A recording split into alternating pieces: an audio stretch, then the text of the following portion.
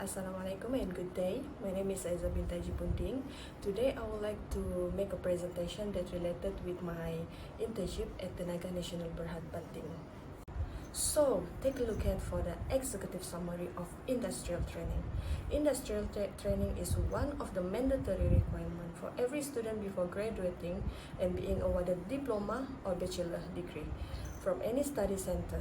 Every student is required to attend industrial training and should pass this industrial training before convocation or to the next step. One of the main objectives of industrial training is to give student exposure to the real world of work. So, we go to the company profile. Company name is Tenaga Nasional Berhad Banting. Office address Tenaga Nasional Berhad Banting, Lot 4, Jalan Bunga Pekan 42700 Banting, Selangor. And operating hours, Monday to Thursday is 8 a.m. to 5:15 p.m. and Friday is 8 a.m. to 5 p.m. A bit explanation about company background, which is TNB. TNB is the largest electricity utility company in Malaysia. The company is involved in the generation, transmission, distribution, and sales of electricity. TNB segment its operation into a generation division, transmission division, and a distribution division. The generation division encompasses the company portfolio of thermal and hydroelectric power plants located throughout Malaysia. Through its subsidiaries, TNB also engaged in other energy-related operations such as the manufacturing of transformer and the providing of consultant services. The company primarily generates revenue through the sales of electricity in West Malaysia. The next slide is about vision, mission, and objective of TNB. Vision is to be among the leading corporations in energy and related business globally. For the mission, we are committed to excellence in our product and services. And the last is about objective. Tenaga Nasional Berhad to achieve the objective. The company owns and operates power plants and national grid and installed for the purpose. Customer service center, call management center, substation, and administrative office throughout Peninsular Malaysia. TNB core activities are in three. The first is generation, second transmission, and the last distribution of electricity. This slide shows the chart organization of Tenaga Nasional Berhad. Of course, in every company they have a CEO, it means Chief Executive Officer, and same with TNB that has a CEO, namely Datuk Indra Baharin Bintin. Then, under the CEO, there are several core business, which is the Managing Director, Chief Distribution Network Officer, Chief Retail Officer, and other person related with this core business. After the core business, there also has non-core business, which is Chief Financial Officer, Chief People Officer, Chief Information Officer, and several people including with this non-core business. And the last is Company Secretary. After that, the next slide is about training reflection. Training reflection can be divided into two, which is the first is the duration and the second is the department. So take a look at for the first is about duration. My internship period at TNB is 3 months. Start from 1 November 2022 until 1 February 2023. And the department, during the period of my internship, for the first month, I am in the BSO department, which is the Business Support Officer. Second month in the Collection and Recovery department, and the last month in the Billing and Kedai Tenaga department.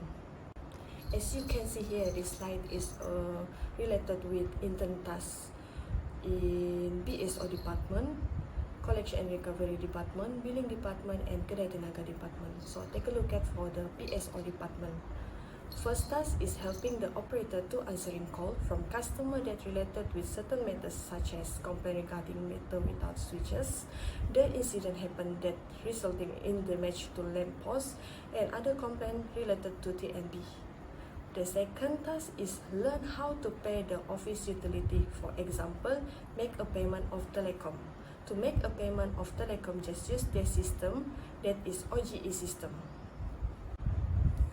In the collection and recovery, the first task I learned the process of cutting meter. As I know, TNB does not directly cut the customer matter. It is actually depend on consideration and understanding between the TNB staff and the customer.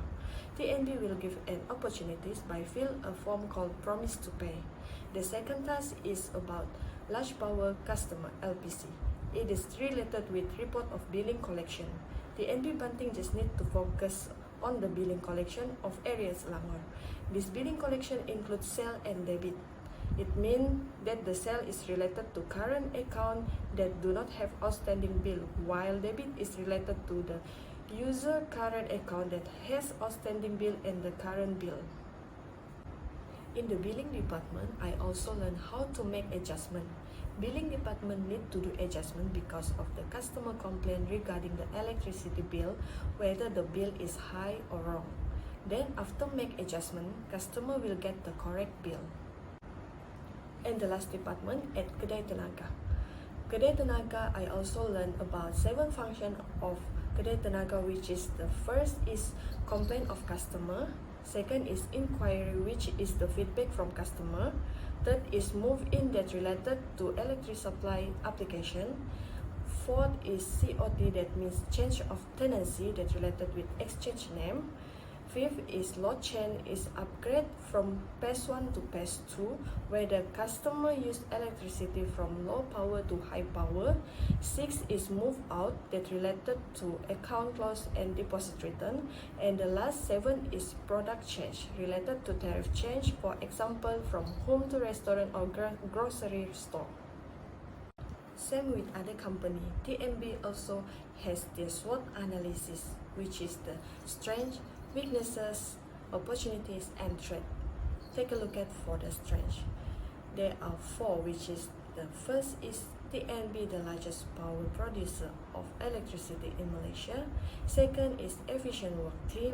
Third is fast and organized management. And the last is workforce that almost reaches 300,000. For the first is TNB, the largest power producer of electricity in Malaysia. This is because TNB is a supplier of electricity or provide electricity either to business, homes, and national industries. That's why TNB most important companies in the country. And the last is efficient work team. This is because they're working as a team and they always communicate each other and help in completing the work. There are 2 weaknesses of SWOT analysis TNB, which is the first is produce a lot of greenhouse gas emission, which is one of the daily their operation. The second is lack of development of diversification in the energy portfolio. For first is produce a lot of greenhouse gas emission, which is the daily operation. Greenhouse gas, or its short name GHG, is the production of energy in the atmosphere that increase the surface temperature of the planet. The purpose of GHG is to make easier to monitor and identify that GHG emission produced by TNB business activities. There are 3 of opportunities of TNB, which is the first is wind energy production, second is generation of new power source, and the third is emission reduction plans. TNB actually has several opportunities that they can use to overcome or deal with the threat and weaknesses that they have. This is because the majority of all companies also have opportunity for the some reason may have certain threat and weaknesses. For starters, maybe TNB can generate electricity using some new energy. As my opinion, maybe one of them is from wind energy because it has a better chance to be used in energy consumption. After doing research, there are some places that may be suitable for wind power generation, such as in the southeast, northeast, and northwest. The last analysis is about threat, which is the first is increasing of the production cost, second is falling demand and slowing economy, third is changing energy source dynamic, and the fourth is consolidation and increased competition.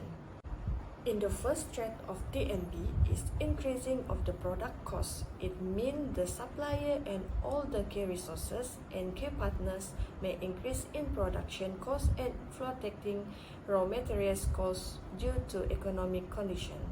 Every sector needs to survive, and some of them need to increase in product price in order for them to maintain their sales. The second threat, falling demand and slowing economy. Due to COVID-19 condition, the demand may decrease and some of the customers may decrease their product uses such as the uses of electricity. They need to save money because of the current economic condition. The company analysis is related with financial analysis of TNB.